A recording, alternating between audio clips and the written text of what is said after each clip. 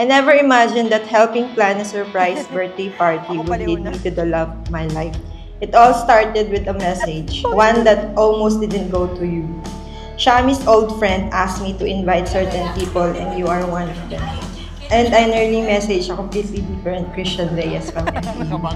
But something made me double check and that's how I found you, Christian Kevin Reyes.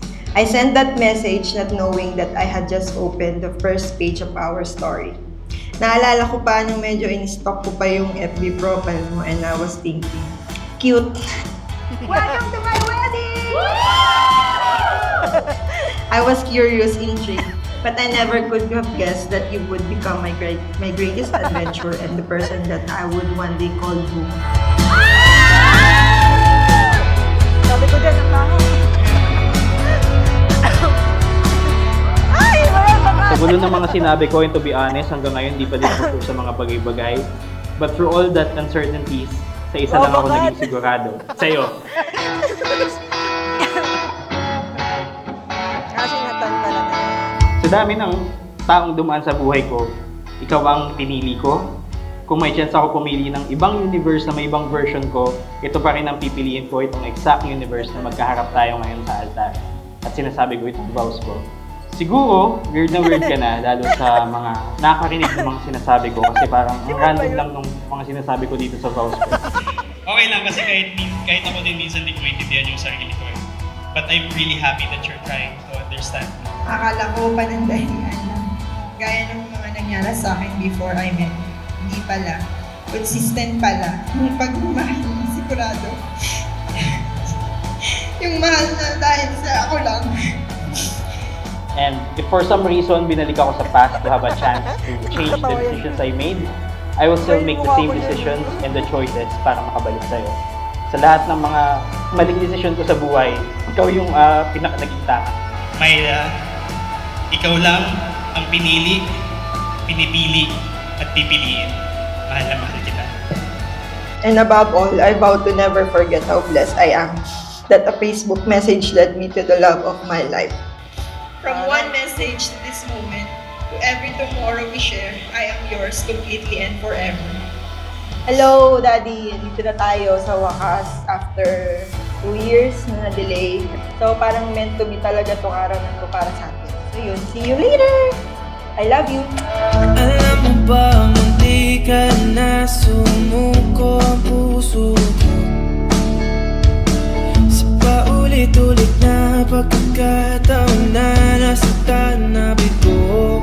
Mukhang delikado na naman ako. Bakit ba kinikilig na naman ako? Pero ngayon ay parang kakaiba.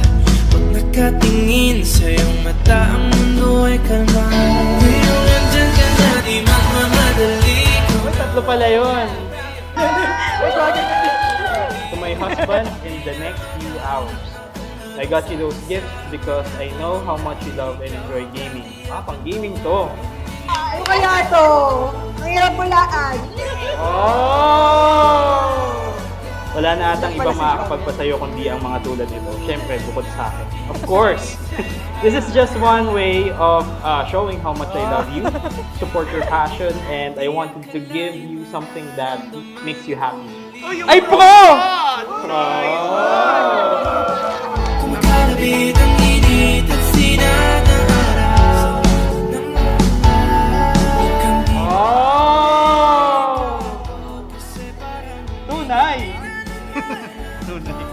Hi, lobster, mami. Hindi ko alam na ito yung bibilin mo kahit nakita ko na mayroong plastic ng data blitz.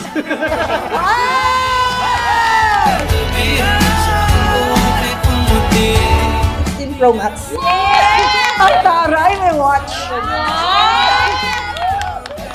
I've always said that this gift is something you've expected at the same time also unexpected.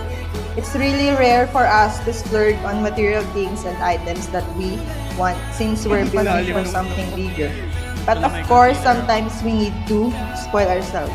I think you know what my gift is, but you don't know the things it came with. Welcome to your mobile content creator era. And your old phone is mine. Guys, game na sa bahay. Ngayong nandyan ka na, di magmamadali. Ikaw lang katabi ang puso ko kay pumuti. Di na maghanap ng kung anong sabi sa mga tanong dahil ikaw ang katiyakan ko. Hindi na ako bibitaw. Ngayon ko lang dahil sa'yo. Kung ang kulay ang aking nagsisilbing tanglaw. Ikaw ay dilaw.